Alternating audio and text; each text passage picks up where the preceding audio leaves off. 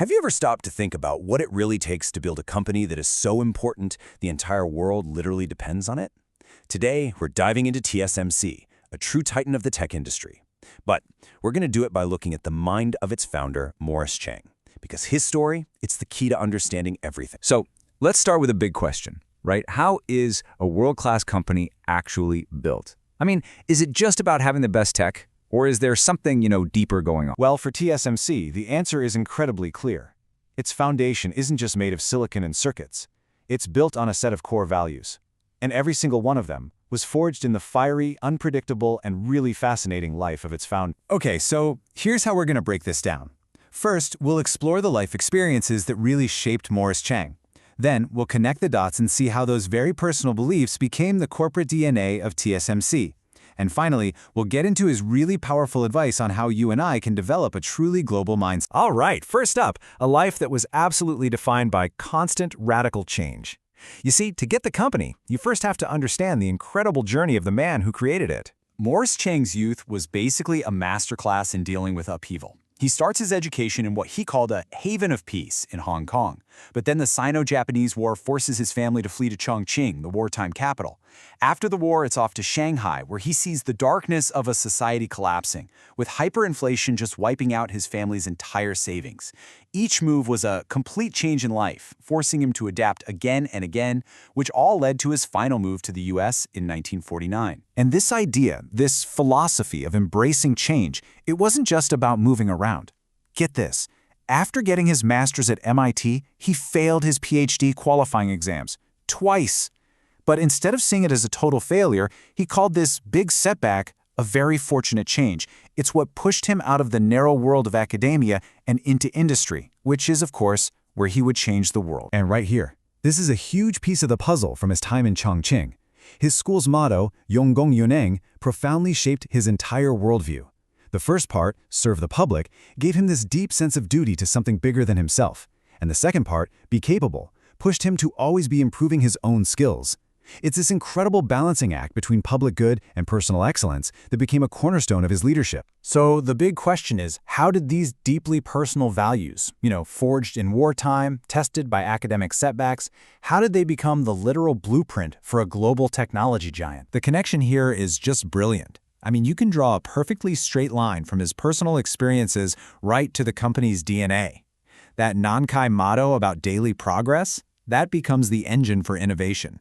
His own personal ideals about what a good leader is, that translates directly to integrity and commitment. And the whole idea of the foundry business model, which only works if its customers succeed, well, that's the very soul of partnership. And all of this was eventually distilled down into these 4 core values. They are the absolute bedrock of TSMC's culture. Integrity.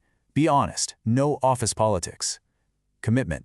You make a promise to a customer, you keep it. Innovation. Always be pushing the limits of technology. And partnership. Building a business where everyone wins together. And listen, these are not just some inspirational posters they hang on the wall. TSMC regularly surveys its thousands of employees. But here's the brilliant part. They don't ask, do you believe in these values? No, they ask, do the people around you live by these values? And year after year, for every single value, over 90% of the workforce says yes. That is a living, breathing culture. And here's the kicker. This commitment is completely non-negotiable, especially at the highest levels.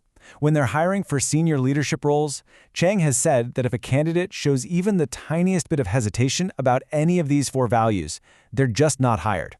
End of story. The values are the ultimate gatekeepers. So that brings us to our final section. Now that we see how he built a global company on these values, what's Chang's advice for the rest of us? How can we develop the kind of international perspective that we need to succeed in the world today? For Chang, it all starts with one fundamental tool: English. He argues it's not just for talking to people from other countries. He calls it the world language for absorbing knowledge. He warns that if you're just relying on translations, you're getting a filtered, incomplete, and often just plain bad version of what's really happening in global innovation, news, and culture. To really get it, you have to engage with the world directly. He lays out a really clear 2-step process. Step 1, master the language, not as a school subject, but as a tool for learning. Step 2, and this part is absolutely critical, use that tool. Don't just go abroad to sit and listen to a lecture. You have to go to interact, to speak, and to debate. You've got to put your ideas to the test on a global stage. And he shares this perfect example from his own life. He once had a quick 15-minute chat with the former U.S. Secretary of State, Henry Kissinger. He said that single, brief, direct conversation gave him a deeper understanding of global politics than he ever could have gotten just by reading newspapers and magazines. He even uses a specific Chinese idiom to describe this feeling, Mao Se Dong Kai. It basically means to have your mind suddenly cracked open, that aha moment of true enlightenment. That's the power of direct, active engagement. It can give you a flash of insight that just passively learning never will. So the ultimate lesson from his philosophy is pretty simple. Reading and studying are absolutely essential, but they're not enough.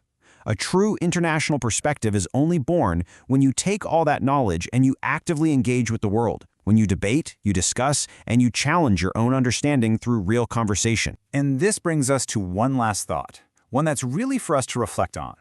Chang has said that the extracurricular learning he did, reading the New York Times, understanding different cultures, that was ultimately way more valuable to his career than his actual university major. So it leaves us with a question to ask ourselves. What's the outside knowledge that we're absorbing today, and how is it shaping our own future?